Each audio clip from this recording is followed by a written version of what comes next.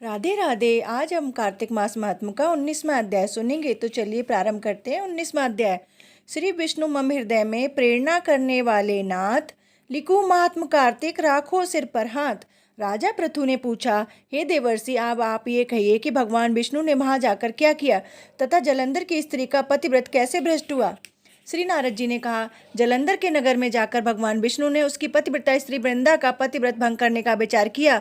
वह उसके नगर में एक उद्यान में जाकर ठहर गए और रात में उसे स्वप्न दिया। वह उनकी माया और अद्भुत कार्य पद्धति थी और उनकी माया द्वारा जलंधर की स्त्री पतिव्रता वृंदा ने रात में यह स्वप्न देखा कि उनका पति सिर पर तेल लगाए महेश पर चढ़ा है। वह काले रंगों के फूलों की माला पहने हुए है तथा उसके चारों ओर हिंसक जीव हैं। वह सिर मुंडाए हुए अंधकार में दक्षिण दिशा की ओर जा रहा है।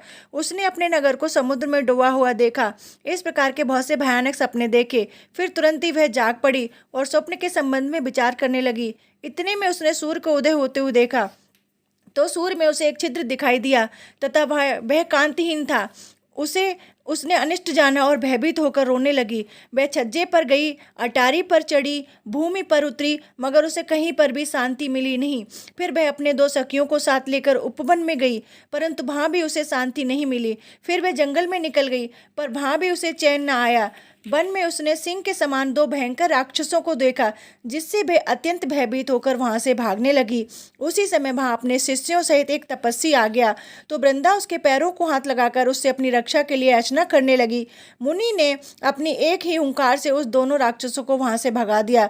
वृंदा को आश्चर्य हुआ और भय से मुक्त हो मुनि को हाथ जोड़कर प्रणाम करने लगी और कृतज्ञता का ज्ञापन किया। फिर उसने मुनि को अपने युद्धरत पति के संबंध में उसकी कुशल क्षेम का प्रश्न किया। मुनि ने मौन हो आगे पीछे देखकर कुछ कहना चाहा कि उसी समय दो बानर के उनके पास हाथ जोड़कर खड़े हो गए। जो ही मुनि ने भ्रकुटी का संकेत किया तो वे उड़कर आकाश में चले गए।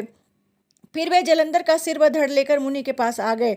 तब वृंदा अपने पति को मरा जान मूर्छित होकर धरती पर गिर पड़ी और उनके प्रकार के वचन कहकर दारुण विलाप करने लगी। तत्पश्चात उसने मुनि जन से कहा, हे कृपा निधे, आप मेरे पति को जीवित कर दीजिए। पतिव्रता पारायण दैत्य पत्नी ऐसा कहकर दुखी श्वासों को छोड़ती हुई मुनि के चरणों में गिर पड़ी। तब मुनीश्वर ने कहा, यह शिवजी द्वारा युद्ध में मारा गया है, अतः यह जीवित नहीं हो सकता, क्योंकि जिसे भगवान शंकर मार देते हैं वह कभी जीवित नहीं हो सकता।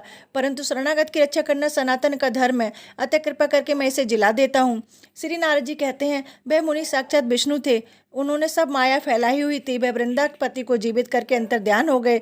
जलंधर ने उठकर वृंदा को आलिंगन किया और उसका मुंह चूमा। वृंदा भी पति को जीवित देखकर बहुत खुश हुई और अब तक हुई सब बातों को स्वप्न समझा। पश्चात वृंदा साकाम वो बहुत दिन तक अपने पति के साथ विहार करती रही।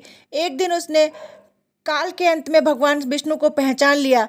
तब वह उन्हें प्रताड़ित करती हुई बोली, हे परस्त्री से गमन करने वाले विष्णु, तुम्हारे शील को धिक्कार है। मैंने जान लिया कि वह मायावी तपस्वी तुम ही थे।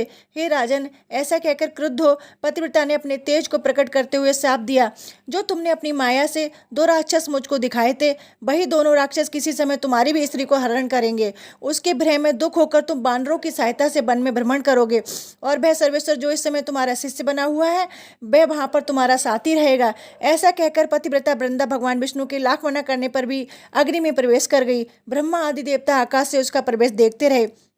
वृंदा के शरीर का तेज श्री पार्वती जी के शरीर में चला गया और आकाश में जय जयकार होने लगी।